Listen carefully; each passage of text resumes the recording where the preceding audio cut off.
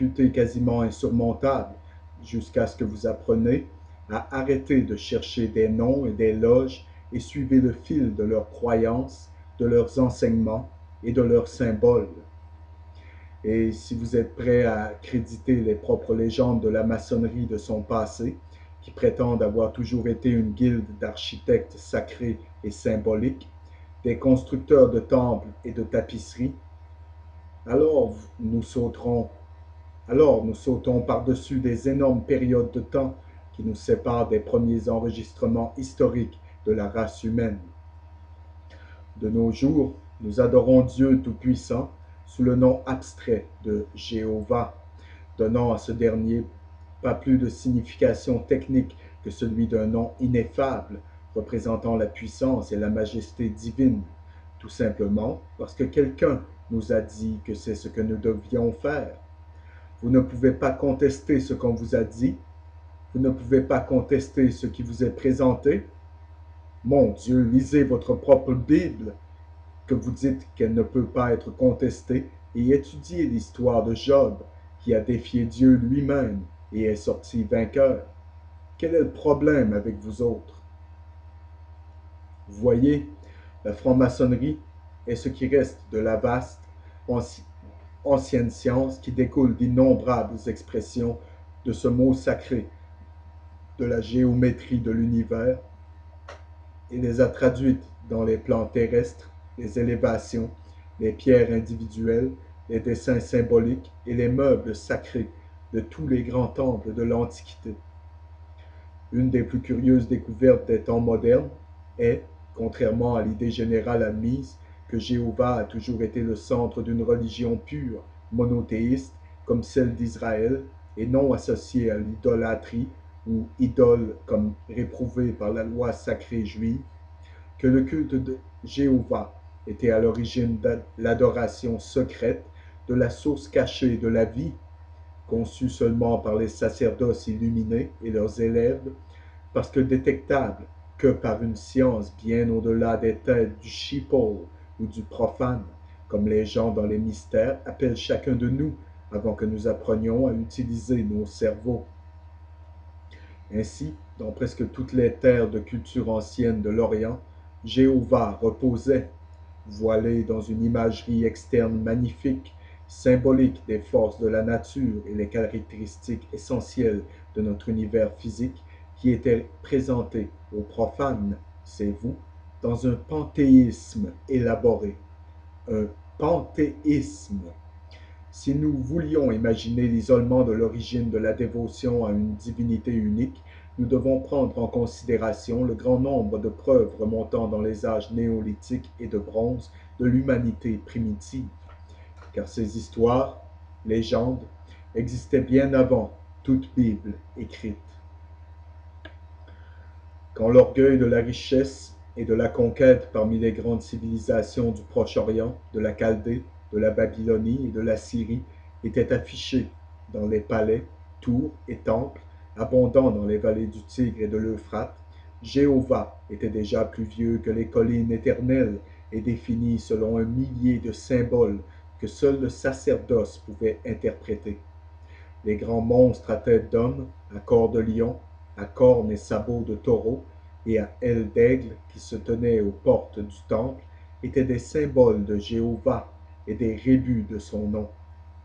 Et l'histoire de la vision d'Ézéchiel n'est pas un récit de l'atterrissage d'une soucoupe volante, mais c'est sa propre rencontre en lui-même avec ce Dieu Jéhovah. Vous pouvez lire la Bible 1 million de fois si vous souhaitez, et vous pouvez prétendre la comprendre, et vous pouvez faire jaillir votre mémorisation des versets et vos interprétations de ce que cela signifie autant que vous voulez. Mais jusqu'à ce que vous ayez étudié la gématrie et que vous ayez étudié l'histoire ancienne à partir de laquelle la Bible a été écrite, vous ne comprendrez jamais, pas même en 1 million d'années, jamais. Et la région du Tigre et de l'Euphrate, cette région qui a produit la quasi-totalité des légendes familières de l'Ancien Testament, la création, le premier fratricide, le déluge, la tour de Babel, Samson et des dizaines d'autres mythes symboliques qui ont été trouvés dans les bibliothèques d'argile rayées de caractères cunéiformes de cette terre et ses jours lointains. Il y a beaucoup de preuves que la légende originale, qui s'est cristallisée dans l'épopée maçonnique mondiale, et oui, c'est exactement ce que c'est, avait ses premières expressions concrètes sur les rives de l'Euphrate.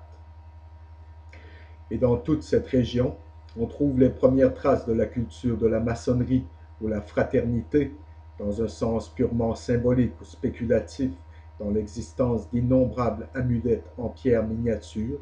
taillées dans les dimensions géométriques sacrées principales, parmi elles étant le trapèze, découvert au cours des enquêtes sur les anciennes sépultures de la région.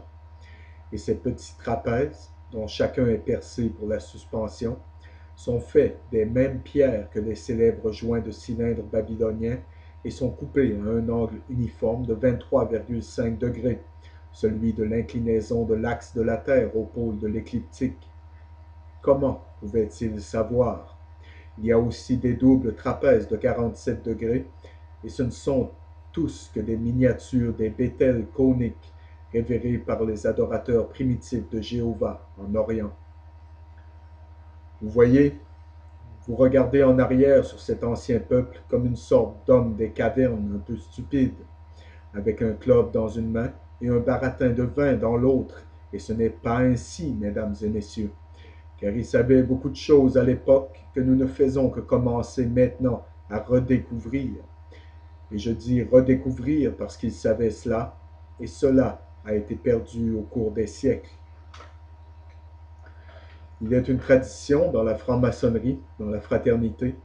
que le mythique roi Nimrod de Babylone était le protecteur ou grand maître de tous les corps de métier, y compris celui des architectes, mais alors que la lumière de la recherche moderne n'a pas réussi à localiser l'existence de ce monarque célèbre, il est un fait que des statues assises des gouverneurs de Babylone ont été trouvées portant les plans des architectes des temples ou des palais qu'ils avaient érigés sur leurs genoux. Un de Gudea,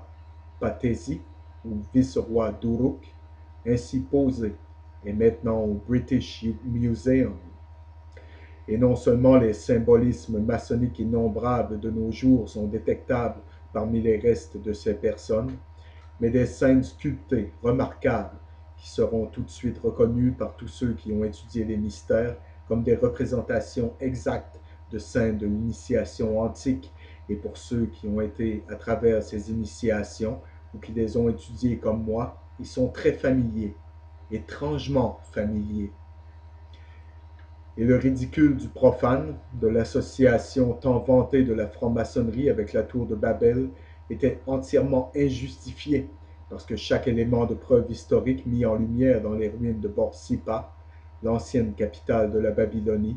a indiqué à l'antiquaire maçonnique l'association étroite du métier à cette tour. Et vous verrez sur les peintures murales dans le nouveau temple d'initiation érigé à Las Vegas, connu sous le nom de Luxor, qui signifie la source de lumière, les représentations de la tour de Babel et de l'ordre ancien, la fraternité, les constructeurs associés à cela sont partout. La tour de Babel existe toujours comme les ruines de l'antique Bir Nimrud à Borsippa. Et vous ne savez même pas. C'était le temple de la tour de Marduk ou Jupiter, et le roi qui a abandonné cette ville pour construire une nouvelle capitale et un temple plus magnifique au dieu soleil Bel à Bab-Ilou, la porte de Dieu, sur la rive opposée ou est de l'Euphrate, était le grand sage et donateur de la loi, Hammurabi, le Amraphel de la Bible, et réputé auteur original de la loi de Moïse. Les faits sont les suivants. Un des titres du dieu soleil Bel, qui a été largement adopté par les monarques de l'Est d'une période plus avancée, était Salmanoussar, au roi sauveur. C'était littéralement le roi Salomon, qui est aussi le sens du nom royal babylonien Salmanasar. Le roi était le serviteur de son Dieu et l'exécuteur de son mandat dans l'érection d'un temple au Très-Haut. Le nom de l'architecte donné dans le second livre des Chroniques, chapitre 2, versets 12 à 13, qui a été envoyé au roi Salomon par le roi Hiram de Tyr, l'un habile pour travailler l'or et l'argent, le cuivre, le fer, le bois, le violet, le bleu, et le fin lin et le pourpre, ainsi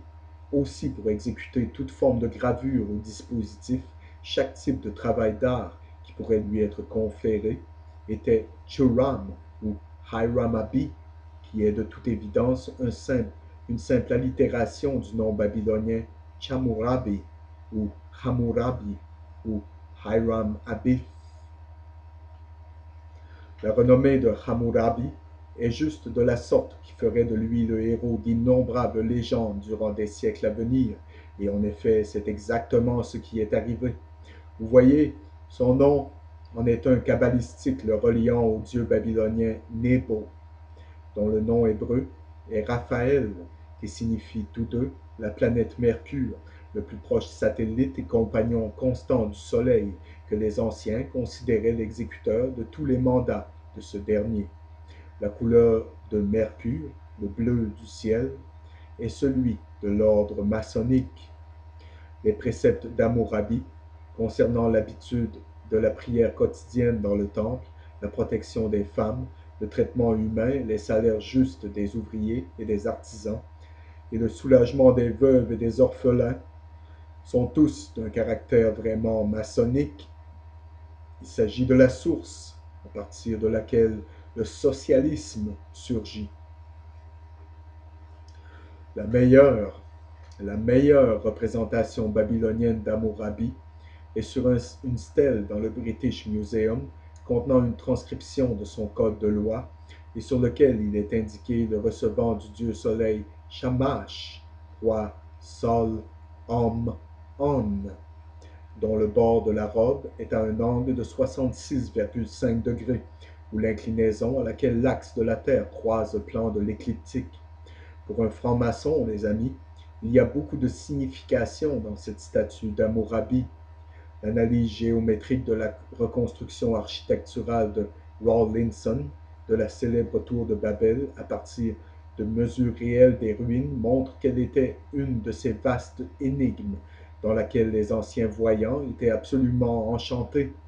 les carrés de ces élévations étant divisibles par une grande variété de proportions cosmiques perçues comme celles employées par le grand architecte et géomètre dans la construction de son univers et préfigurant le destin de l'homme.